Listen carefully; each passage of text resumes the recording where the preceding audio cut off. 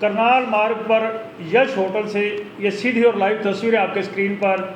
इस बीच जुड़िए हमारे साथ तमाम जो हमारे दर्शक हैं, जल्द करेंगे खुलासा कि आज क्यों लाइव हुए हैं हम, और वो जो शख्स सामने बैठा है वो कौन है, इस पर भी बातचीत करेंगे। फिलहाल तमाम जो दर्शक हमें देख रहे हैं हमारे चैनल्स पर, उनसे अनुरोध ज़रूर है कि जितना अधिक हो सके इन तस्वीरों को ज़्यादा से ज़्यादा शेयर कीजिए, क्योंकि ये जो शख्स है आपके स्क्रीन पर, ये कोई मामूली शख्स नहीं है। ये वही शख्स है जिसने दशकों तक हरियाणा के जो पृथक सिख गुरुद्वारा प्रबंधक कमेटी है उसके लिए आंदोलन चलाया था। विश्व भर में विख्यात ये चेहरा आज क्या खुलासा करने वाले हैं, उस पर बातचीत करेंगे। फिलहाल जुड़ जाइए जितना अधिक हो सके हमारे साथ, और इन तस्वीरों को ज़्यादा से ज़्यादा शेयर करें। जगदीश सिंह झींडा, जो कि असंध के गांव झींडा से आते हैं, आज किसी परिचय के मोहताज नहीं है ये, और आज फिर से लाइव हुए हैं। हाल के दिनों में काफ़ी विवादित चेहरा भी रहा ये कुछ पिछले दिनों में, आज किसान आंदोलन को लेकर लाइव हुए हैं। और सबसे पहला जो सवाल है जिस पर ये बात करना चाहेंगे, उस पर भी बातचीत करते हैं। इन्हें लगता है कि कुछ चेहरे जो किसान आंदोलन के हैं, कुछ नेता जो बने हुए हैं, वो किसान आंदोलन को कमज़ोर करने का काम कर रहे हैं। इन्हीं से जानते हैं कि आखिर इन्हें क्यों लगता है, ये इनके व्यक्तिगत विचार हैं या ये जो अनुभव से चीज़ें निकल कर आई। क्या कहना चाहेंगे जगदीश सिंह जीडा, सीधे और लाइव जुड़ चुके हैं आप। मैं सबसे पहले सभी मीडिया बंधुओं का यहाँ पहुँचने पर स्वागत करता हूँ, धन्यवाद करता हूँ, क्योंकि ये मेरे असंध के अपने मेरे भाईचारे के पत्रकार हैं। मैं चाहता हूँ कि असंध के पत्रकार सारी दुनिया में मेरी वजह से ये मशहूर हों, और मैं इनको भी उभारने का ये प्रेस कॉन्फ्रेंस में करनाल और चंडीगढ़ भी कर सकता था, मगर मैंने आज इसलिए रखी है कि मेरे पत्रकार बंधुओं को ये शिकायत रहती है कि आप चंडीगढ़ प्रेस कॉन्फ्रेंस करते हो, कुरुक्षेत्र करते हो, दिल्ली करते हो, करनाल में करते हो, कहीं और जगह करते हो, हमारे संघ में आप क्यों नहीं पत्रकार वार्ता करते। मेरा आज यहाँ पत्रकार वार्ता करने का मकसद ही केवल एक है, इसलिए मैं इन सभी पत्रकार बंधुओं का बहुत बहुत अति भारी और धन्यवाद करता हूँ। जी, जो सवाल था, सवाल अभी वही है, भूमिका बांधते रहे आप, उस सवाल पे आ जाइए, उसका जवाब चाह रहे हैं हमारे दर्शक। ऐसा है जी, पहला आपने सवाल किया है कि आपको ये शक कैसे पड़ गया कि कुछ किसान नेता संयुक्त मोर्चे को कमज़ोर करने पर लगे। मैं आज किसी का नाम नहीं लूँगा, मगर ये मैं सभी सारे हिंदुस्तान में सारे विश्व के लोगों को बताना चाहता हूँ कि किसान संयुक्त मोर्चा सबसे बड़ा किसानों का संयुक्त मोर्चा है, उससे बड़ा कोई हो नहीं सकता। चाहे किसान नेता कितना भी बड़ा हो, चाहे उसकी संस्था कितनी बड़ी हो, मगर सबसे बड़ा संयुक्त मोर्चा ही बड़ा है, कोई संयुक्त मोर्चे से बड़ा नहीं हो सकता। यदि कोई अपने आप को संयुक्त मोर्चे से बड़ा माने, संयुक्त मोर्चे की बात ना माने, और जो किसान यूनियन का संविधान बना हुआ है उसके विरुद्ध जाकर काम करे, तो मुझे महसूस होता है कि ये नेता अपने आप को उभारना चाहता है, वो संस्था के लीडर अपने आप को उभारना चाहते हैं और संयुक्त मोर्चे से अपने आप को ऊपर समझ रहे हैं। पिछले दिनों भी ऐसी चर्चा हुई, संयुक्त मोर्चे की बैठकें हुई, तो कई नेताओं को उन्होंने बाहर कर दिया। इसीलिए कर दिया कि वो संयुक्त मोर्चे की बात को मान नहीं रहे थे और अपने रवैये पर चल रहे थे और अपनी डिक्टेटरशिप संयुक्त मोर्चे को दिखा रहे थे। मैं समझता हूँ कि यदि कुछ संयुक्त मोर्चे से बड़ा होकर चलेगा, अपनी बात रखेगा, संयुक्त मोर्चे की बात नहीं मानेगा, और जो मौजूदा सत्ता की सरकार है उसको मौका देगा संयुक्त मोर्चे पर उंगली उठाने का, तो वो जिम्मेवार है, इसलिए संयुक्त मोर्चा कमज़ोर होगा। संयुक्त मोर्चे ने इसी लिहाज पे चलते हुए सस्पेंड भी किए, उन लोगों को सस्पेंड भी कर रखा, मगर फिर भी वो अपनी बात पर अभी तक अड़े हुए हैं कि मैं सच्चा हूँ, मैं अपने जो मैंने बयान दिए हैं मैं उस पर ही कायम हूँ। ये संयुक्त मोर्चे के लिए बहुत घातक है बहुत कमज़ोर करने वाली बात है, संयुक्त मोर्चे को फेल करने वाली बात है। और मैं यहाँ तक कहूँगा कि वो लोग जो ऐसी बातें करते हैं वो सत्ता पक्ष बीजेपी की जिसकी सरकार है उसके लिए काम कर रहे हैं, ताकि संयुक्त मोर्चे पर उंगल उठ सके कि संयुक्त मोर्चे के लोग ऐसे बयान देकर क्या लोगों को भ्रमित नहीं कर रहे, क्या संयुक्त मोर्चे को भ्रमित नहीं कर रहे। जब हमारे संविधान में एक ही बात लिखी है कि जो किसान यूनियन का हरियाणा का लीडर होगा वो कहीं भी पॉलिटिक्स में इलेक्शन नहीं लड़ सकता। यदि वो इलेक्शन लड़ने की बात करता है तो सत्ता पक्ष के लोग उसी टाइम उंगल उठाते हैं कि ये लोग किसानों के सिर के ऊपर, किसानों की लाशों के ऊपर, किसानों के नाम पर ये राजनीति चमकाना चाहते हैं और राजनीतिक फायदा लेना चाहते हैं। ऐसी बातें आप टेली पर भी, विजन पर भी सुन सके हैं। बीजेपी ये रोक लगा रही है। सर किसान कितने आदमी हैं जो मोर्चे के खिलाफ काम कर रहे हैं? सर मैं खुलासा मैंने पहले किया, भी मैं नहीं करूँगा। कितने आदमी हैं? नहीं, मैं ये भी नहीं बताऊँगा, अपने आप समझ लग जाएगी सारी दुनिया को। आप भी जानते हैं, मैं भी जानता हूँ, संयुक्त मोर्चा भी जानता है। आप खुलासा ना होने दो, हमारे में फूट पड़ती है। किसान मोर्चा को मजबूत करने के लिए आप क्या काम कर रहे हैं? हाँ जी, मैं एक ही मैंने संयुक्त मोर्चे से कह रखा, मैंने अपना एफिडेविट भी दे रखा है संयुक्त मोर्चे को कि मैं एज ए सेवक काम करूँगा, कोई संयुक्त मोर्चे में ओहदा नहीं लूँगा।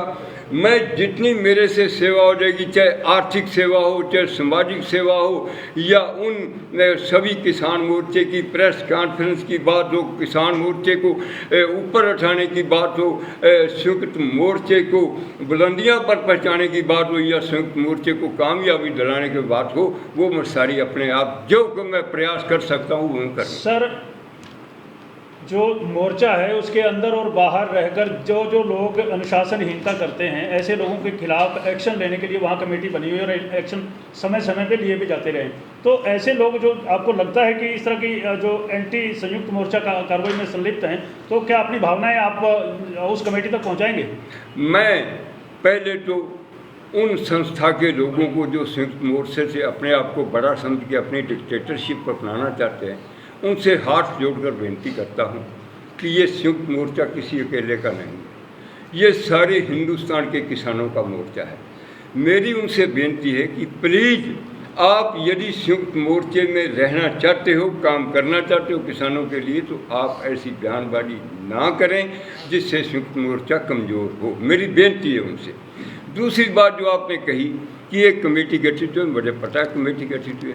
कमेटी जो है वो कोई, जैसे हमारे अकाल तख्त साहब है ना, वो किसी को दंड नहीं दे सकते कानूनी तौर पर, वो किसी को धार्मिक सजा लगा सकते हैं।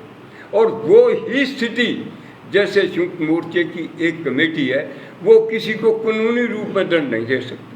वो ये कर सकते हैं कि संयुक्त मोर्चे से निकाल दें, कुछ दिन के लिए सस्पेंड कर देते हैं, या उसको मीटिंग में बुलाना बंद कर दें। ये दो उनके गार्ड क्षेत्र में आते हैं, कानूनी तौर पर उनका कुछ नहीं बिगाड़ सकते। सर लखीमपुर खीरी में एक बहुत ही दुर्भाग्यपूर्ण घटना होती है, उस पर कुछ कहना चाहेंगे? और उसके बाद जो समझौता हुआ है उस पर भी ज़रूर बोलना चाहेंगे आप?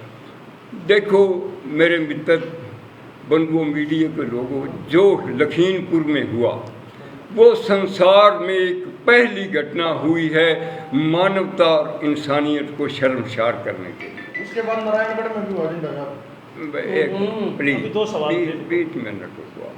एक मिनट सर, पहले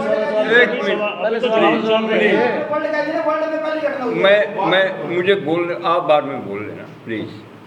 देखो वो एक दुनिया की सबसे शर्मनाक घटना हुई है कि एक गृह मंत्री का बेटा हो जो कानून बनाते हो, उप गृह मंत्री, राज्य गृह मंत्री का बेटा हो जो कानून बनाते हो, दुनिया पे कानून के चलता हो, और वो कानून की धज्जियां उड़ाएं, वो ऐसे कार्य करें कि जाते हुए किसानों के ऊपर अपनी जीपें चढ़ाकर उनको कुचल देना, उनकी मौत कर देनी।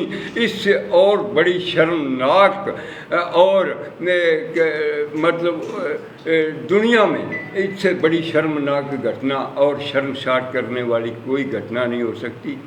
चाहे वहाँ किसान मरे हों, चाहे कोई और मरा हो, चाहे कोई बीजेपी के लीडर मरे हों, किसान मरे हों, कोई पत्रकार बंधु मरा हो, मगर मरे तो इंसान हैं। इंसानियत के लिहाज से वो सभी बराबर हैं और इसलिए जो ये कार्य किया गया ये एक साजिश के तहत किया गया। और मुझे डाउट है, मैं इल्ज़ाम नहीं किसी पर लगाना चाहता, मुझे डाउट है आज हमारे प्रधानमंत्री माननीय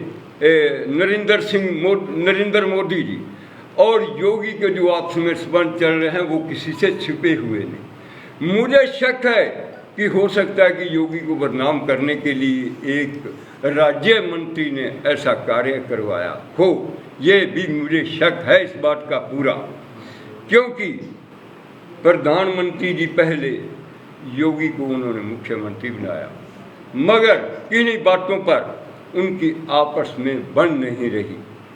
प्रधानमंत्री जी वहाँ जाते हैं उत्तर प्रदेश में, फॉर्मेलिटी के लिए मुख्यमंत्री को बुलाते हैं, जबकि पहला अधिकार क्षेत्र होता है कि जो वहाँ का मुख्यमंत्री है सबसे पहले उनको विश्वास में लिया जाए। मैं हर चीज़ बहुत बारीकी से देख रहा हूँ। ये भी मैं एक कारण बता रहा हूँ कि लखीमपुर मोर्चे जो कि लखीमपुर से कम 60 किलोमीटर दूर बॉर्डर पे है, दूर है 60-70 किलोमीटर ना 100 किलोमीटर के भी दूर हो सकता है वो जगह जहाँ पर ये कार्य हुआ। तो इसलिए एक उनका बेटा और राज्यसभा का राज्य मंत्री ये बयान दे किसानों को कि मैं किसानों यदि मेरे सामने आने की कोशिश की, लखीमपुर तो क्या मैं आपको अपने तुम्हारे गांव में नहीं रहने दूंगा, तुम्हारे घर में नहीं रहने दूंगा, मैं मजबूर कर दूंगा तुम्हें तुम्हारा घर छोड़ने के लिए। इतनी शर्मसार और इतनी हंकार भरी बातें ऐसे तो रावण भी नहीं किया करता था, जो एक मिश्रा जी ने बयान दे दिया।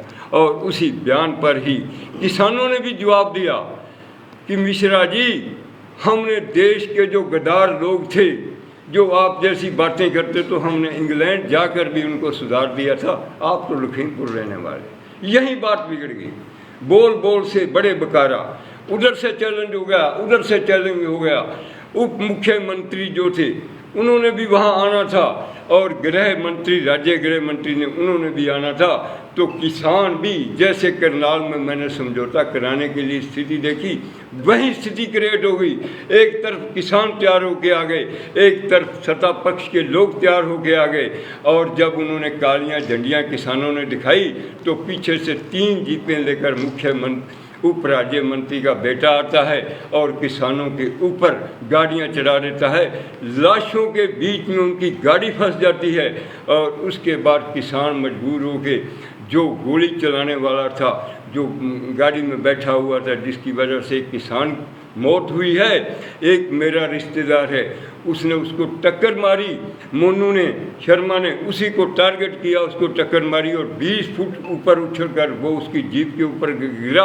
आज वो मेडंटा में, तजिंदर सिंह नाम है उसका, आज मेडंटा में दाखिल है। उसकी सिर की हड्डी टूट चुकी है, उसकी रीढ़ की हड्डी टूट चुकी है, वो भी मंजी पर पड़ा हुआ है, पता नहीं उठेगा कि नहीं उठेगा। इसमें एक पत्रकार की मृत्यु हो जाती है, 4 किसान लोग शहीद हो जाते हैं, 4 जो जीप में आए थे बीजेपी के लोग वो शहीद हो जाते हैं, मर जाते हैं। मैं तो उनको शहीद ही कहूँगा, क्योंकि वो पार्टी के लिए काम कर रहे थे, किसान अपने लिए काम कर रहे थे, मगर वहाँ इंसानियत का नंगा नाच मैंने होता देखा। हाँ जी, किनको आपने कहा बीजेपी के जो लोग नहीं, बीजेपी नहीं, सॉरी, एक मिनट मेरी बात सुनो। मैं उनको नहीं, मैं किसानों को दे रखता हूँ। नहीं, मैंने कहा भी वो नहीं, पार्टी के लिए काम कर रहे हैं। मैंने एक मिनट मिंदर साहब, आप सवाल ठीक है, आपका जवाब मैंने देने दो। मैंने उनका किया कि वो पार्टी के लिए काम कर रहे थे। मैंने वो जो बीजेपी के लोग थे, नहीं बात सुनो, एक मिनट बिंदर साहब, एक मिनट। मैंने उन 4-5 लोगों को शहीद का एक पत्रकार को और 4 लोग जो किसान शहीद उनको शहीद माना है, और जो दूसरे बीजेपी के लोग कहा कि वो अपनी पार्टी के लिए काम कर रहे हैं। हाँ नहीं सर, चलो जो मेरे से ये लफ्ज निकल गया ना, आपको इस बात की समझ लगी है तो बोलने में ये मान लो कच्ची बात हो गई एक लाइन में, तो मैं ये वापस मैं इस नहीं एक मिनट करनाल की बात पहले मुझे वो उसके बाद करनाल की बात करें, ठीक सर। जो बातें आप बता रहे हैं ये पूरी दुनिया ने देख ली। हाँ जी, मैं अब आगे की वही बात मैं आगे की बताना चाहता हूँ। जो मुआवजा दिया गया वो सरकार ने अपने खजाने से दिया। क्यों भाई मारे, एक आदमी मारे, हंकारी आदमी मारे और मुआवजा सरकार दे, ये कहाँ का न्याय है? न्याय ये है कि जो मिश्रा है, चाहे उसकी ज़मीन बिके, चाहे उसका घर बिके, चाहे अपना आप उसे बेचना पड़े, ये जो मुआवजा है मिश्रा के खाते में से जाना चाहिए, उसके खाते में जाना चाहिए। क्योंकि जो सरकार के पैसा होता है वो टैक्सों से मिलता है, वो सरकार के अंदर, उसमें हम भी उतने भागीदार हैं। वो हमारा ही पैसा हमारे लोगों को लौटाया दिया जाए, ये कहाँ का न्याय है? मैं इसमें बिल्कुल सहमत नहीं हूँ, योगी सरकार से सहमत नहीं हूँ, सेंट्रल सरकार से सहमत नहीं हूँ, और आने वाली सरकारों को मैं चेतावनी देता हूँ, यदि कोई आपका लीडर गलती करता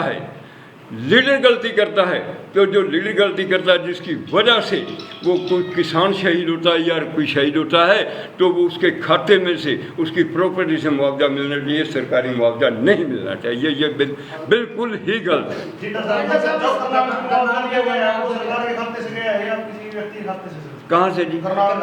जो करनाल का गया, करनाल और उसमें बहुत अंतर नहीं।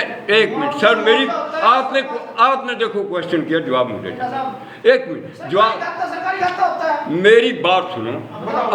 आप SDM ने केवल 4 हुक्म दिए थे, भाई इनके सिर फोड़ दो, यही बात हुई थी ना। वहाँ पर लठ चलाने वाले कौन लोग थे? सरकारी लोग। जो पुलिस होती है वो सरकार की होती है, ना कि किसी अकेले की। एक मिनट सर प्लीज, उसने हुक्म दिया, उसने लठ तो नहीं मारा खुद। एक मिनट यार प्लीज, आप मेरी बात तो पूरी होने दो, यदि वहाँ SDM खुद लठ मारता तो मैं कहता कि SDM दोषी है।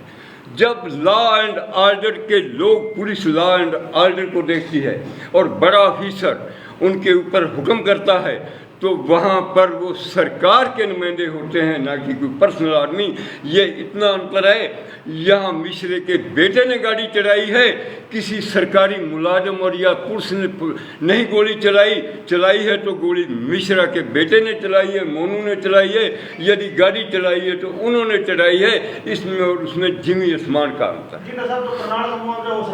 है।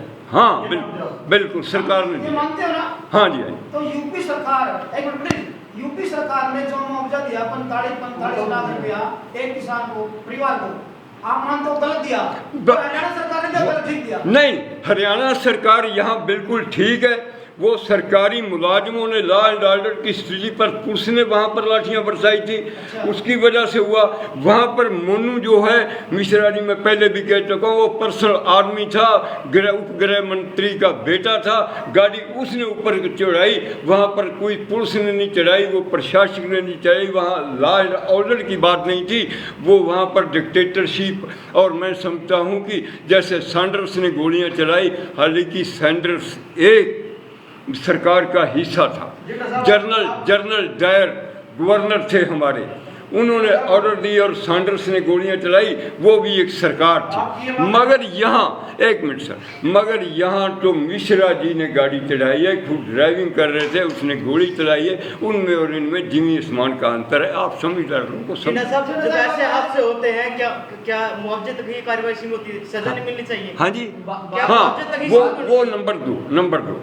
मैं अब यहाँ अपने तुम्हारे बंधु भाइयों से की वजह से ये मैं अपील करना चाहता हूँ योगी सरकार, क्योंकि वहाँ के मुख्यमंत्री योगी जी हैं। उनका फर्ज बनता है कि आज तक वो दोनों बाप बेटे गिरफ्तार क्यों नहीं।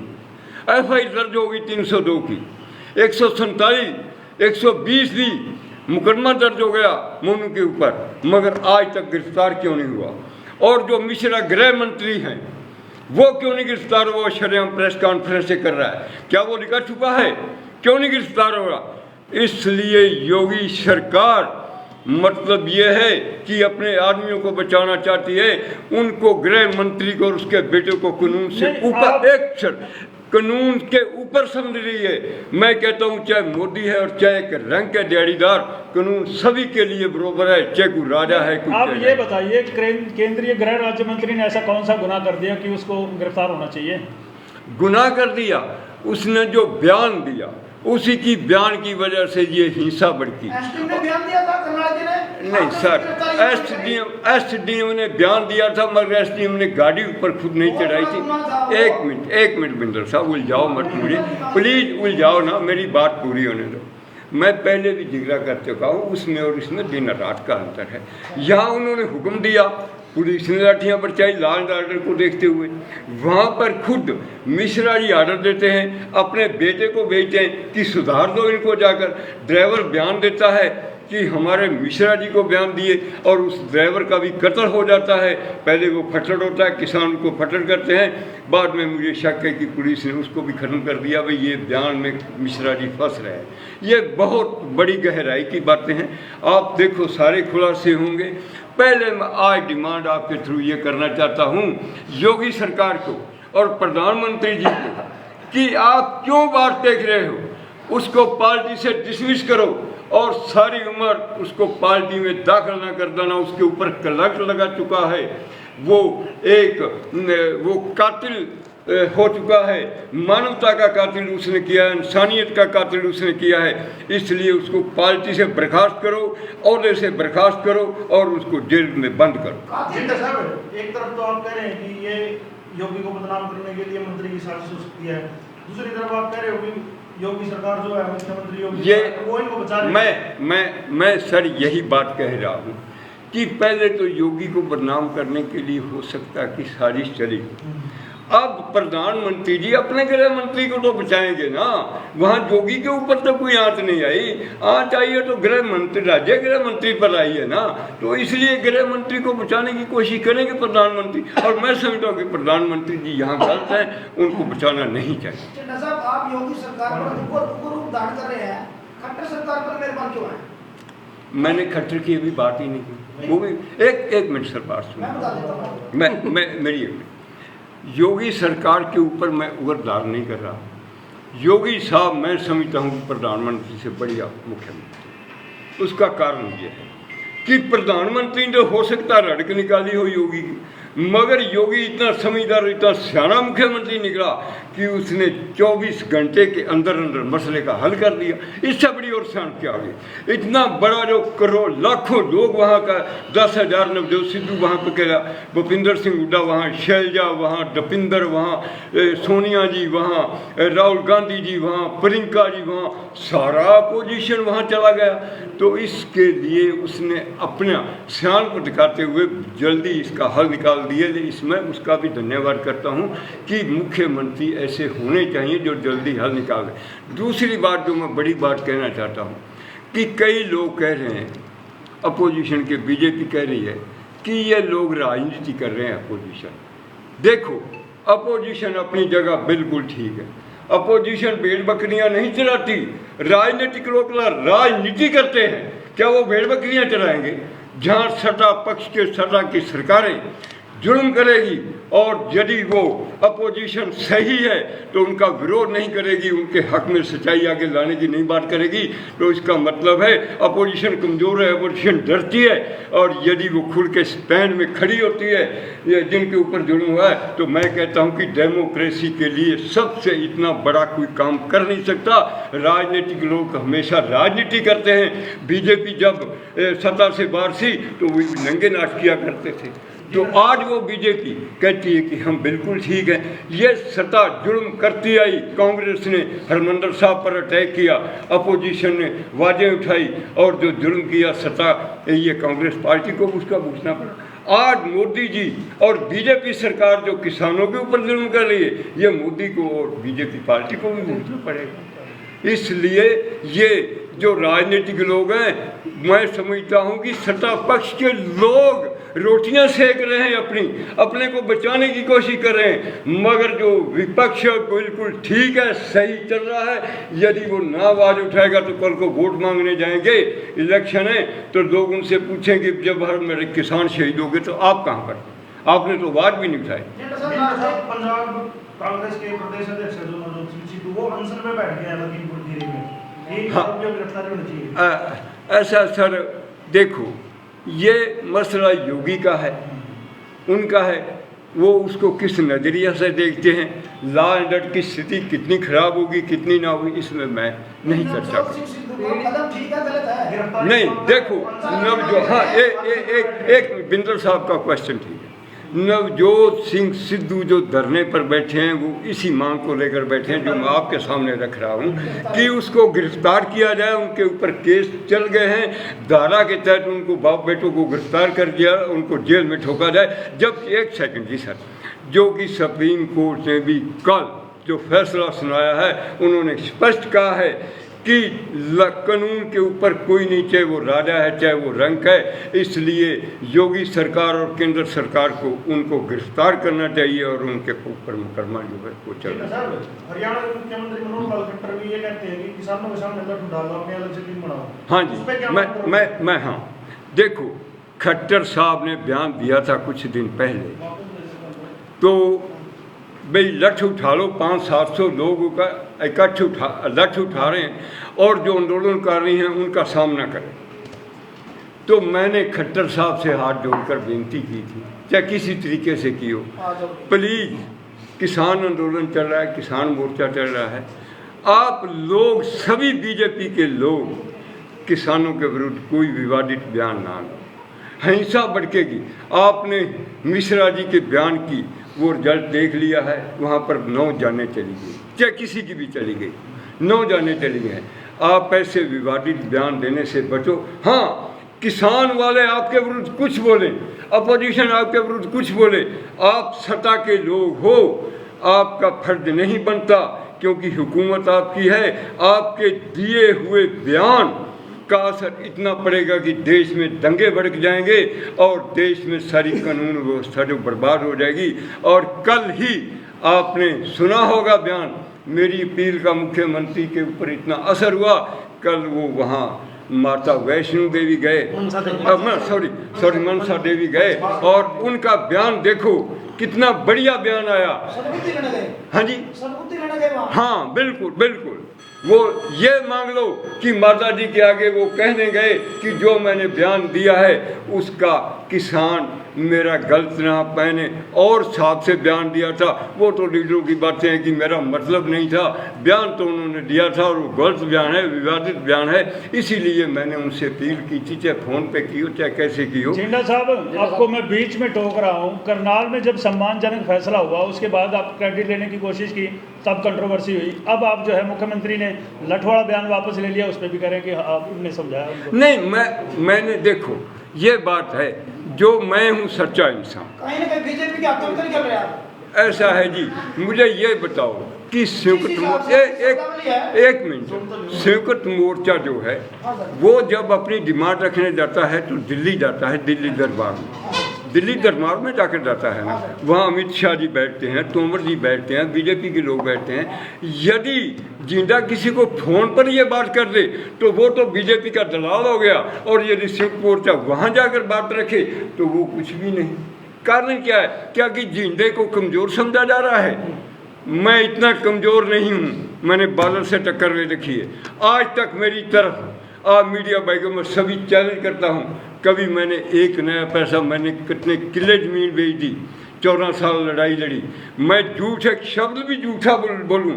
आप जो कह रहे हैं करनाल वाले मोर्चे पर आपने क्रेडिट लेने, एक लफ्ज़ भी मेरा झूठा हो तो मैं देश छोड़ के चला जाऊँगा, इससे बड़ा मैं और क्या कह सकता। एक मिनट, जो मुख्यमंत्री की बात है, यदि मैंने मुख्यमंत्री जी से चाहे फ़ोन पर चाहे किसी संपर्क से ना किया हो तो मैं झूठा। मैं कभी झूठ नहीं बोलता और ना मैं डरता हूँ, ना मैं झुकता हूँ और ना बिकता हूँ। मेरी उम्र 60 वर्ष की है, आगे पता नहीं मैंने 10 साल जोना है, 1 साल जोना है, 4 साल। मुझे आप उस दिन अलामा दे देना जिंदा साहब, आपने ये प्रेस के सामने झूठ क्यों बोला था, तो मैं आपका देनदार। जिंदा साहब एक आखिरी क्वेश्चन बताएं। हाँ जी, पिछले दिनों एक IAS अफसर आयुष सिन्हा ने किसानों के ऊपर लाठियां बांधने का आदेश दिए, सिर फोड़ने का आदेश दिए, उसके आपने मध्यस्थता करके समझौता करवा दिया। अच्छी बात है, समझौता करना बुरी बात नहीं होती। उसके बाद आपने एक IAS IPS को जा करके उनको सम्मानित करना, ये कहाँ का औचित्य है? हाँ, ये देखो कि उसमें DC साहब और RSP साहब को मैंने सम्मानित उनके दफ्तर में जाके किया। किस कारण, क्यों किया? मैं ये चाहता हूँ कि जब मैं समझौते के लिए चला था तो DC साहब ने मुझे अपने दफ्तर में बुलाया था, भी आज समझौता करना चाहते हो, हमारे लिए एक सेवा बताओ। मैंने उनकी ड्यूटी लगाई थी कि आप सरकार के साथ हो, सरकार के बहुत बड़े ऑफिसर हो, थोड़ा सरकार को कहोगी झुके, मैं किसानों को कहो तो थोड़ा झुकेगा। इसमें DC और SP साहब और तीसरे जो हैं हमारे ADGP, उनका भी मैं धन्यवाद करूंगा। मैं चंडीगढ़ अभी पहुंच नहीं सकता क्योंकि उन्होंने लॉ एंड ऑर्डर की स्थिति को देखते हुए 5 किलोमीटर लोग किसानों को वहां पर शांतिपूर्ण बुलाया, वो भी सराहना योग है। DC SP जिसने सराहनीय काम किया है, यदि जिंदा उनको ईमानदारी पर उनको धन्यवाद करता तो इसमें बढ़ाई। हाँ जी, जिन्ना साहब एक क्वेश्चन हो रहा है, जब किसानों के आंदोलन की वजह से जनता परेशान होती है और जनता की आवाज़ को भी मीडिया उठाती है, जो जनता की आवाज़ को मीडिया वाले उठाते हैं वो किसानों के दुश्मन पड़ जाते हैं। वो नहीं, अभी ऐसा हुआ है, अभी नहीं ऐसा सर, मैं देखो, ये है तो एक विवादास्पद मसला जो आपने उठाया मेरे सामने, मगर मेरा फर्ज बनता है कि जो मेरे किसान भाई, पत्रकार चाहे गलत हो चाहे ठीक हो, क्योंकि हिंदुस्तान में मीडिया इंडिपेंडेंट है, स्वतंत्र है, उसके ऊपर किसी को भी लांछन लगाने का और पत्रकारों को अपने हिसाब से बयान देने का और डालने का किसी को कोई अधिकार नहीं। वो गलत लिखेंगे तो दुनिया के सामने आ जाएंगे, सही लिखेंगे तो दुनिया के सामने आ जाएंगे। हम कौन होते हैं आपके ऊपर, आपको चलाने वाले? ये आपका अधिकार क्षेत्र में हम कोई इंटरफेयर नहीं करेंगे। यदि ये करता है तो मैं कहता हूँ कि उसको नहीं करना चाहिए। वो गलत। किसान यूनियन से जुड़े कुछ लोग ऐसा करते हैं, तो किसान यूनियन के खिलाफ भी तो एक्शन लेना चाहिए ना। कोई जो लोग ऐसा कर रहे हैं, जो पत्रकारों के साथ मिसबिहेव करते हैं, तो किसान यूनियन के खिलाफ एक्शन। देखो, ऐसा होता है कई बार कोई अनजाने में गलती कर जाता है तो हम उनको अंदर बैठ के समझाएंगे। हमारी नॉलेज में आई है बात, हम उनको अंदर में, यदि दोबारा या तीसरी बार गलती करेंगे तो फिर हम उनके बारे में सोचेंगे क्या करना। जिन्ना साहब, सुप्रीम कोर्ट द्वारा कल ही एक जजमेंट दिया गया है कि उनके आदेश दिए जाने के बाद भी, उनके मामला संज्ञान में आने के बाद भी यूपी सरकार द्वारा आरोपियों को गिरफ्तार नहीं किया गया और सुप्रीम कोर्ट बड़ी नाराज हुई, बड़ी खफा है भी उनके आदेश की पालना भी इस राज्य के अधिकारी नहीं कर रहे। ऐसा जिंदा साहब क्यों? मैं समझता हूँ कि वो जो मिश्रा जी है ना, सरकार उनको कानून से ऊपर समझ बैठी। सरकार जो यदि सुप्रीम कोर्ट की कोई बात नहीं मानेगी सरकार, तो क्या उसको सरकार को प्रजातंत्र सरकार समझेगी? मैं समझता हूँ कि वो डिक्टेटरशिप है, प्रजातंत्र नहीं। सुप्रीम कोर्ट ने उनको आदेश दिए थे पेश होने के। हाँ जी, सुप्रीम कोर्ट ने, सर मुझे पता है सारी बात का, सुप्रीम कोर्ट ने आर्डर दिए मगर उसके बाद भी उसको गिरफ्तार नहीं किया जा रहा। इसका मतलब कि वो डिक्टेटरशिप है, डिक्टेटरशिप कर रहे हैं। तो मैं यही तो बात कहता हूँ कि कानून से कोई ऊपर नहीं हो सकता। यदि प्रधानमंत्री खुद भी गलती करे तो प्रधानमंत्री को भी जरूर किस तरह के पीछे जाना चाहिए। जिन्ना साहब, आप जो प्रेस कॉन्फ्रेंस कर रहे हैं, धार्मिक नेता के रूप में कर रहे हैं या किसान यूनियन के, कांग्रेस की? हाँ, ऐसा है जी, मेरा जो चेहरा है, जो मशहूर चेहरा हुआ, वो एक धार्मिक नेता की वजह से हुआ, हरियाणा कमेटी की वजह से। आज मैं कर रहा हूँ किसानों के ऊपर। मैं हरियाणा कमेटी की तो कोई बात नहीं की, धार्मिक तो मैंने कोई बात नहीं की, मैंने केवल किसानों के ऊपर चर्चा की है। ये समझ लो कि एज एक किसान नेता मैं ये बात कर रहा हूँ। मेरे पास कई संगठन आए, उन्होंने मुझे किसान सरपरस्त होने का न्योता दिया। भाई आप कई यूनियन के से कई संगठनों के एज ए सरपरस्त होकर काम करें। हाँ जी, हाँ जी। मैं अभी उस पर विचार कर रहा हूँ, क्योंकि किसान यूनियन का एक संविधान है, जो किसान यूनियन के लिए काम करता है वो इलेक्शन में लड़ता है।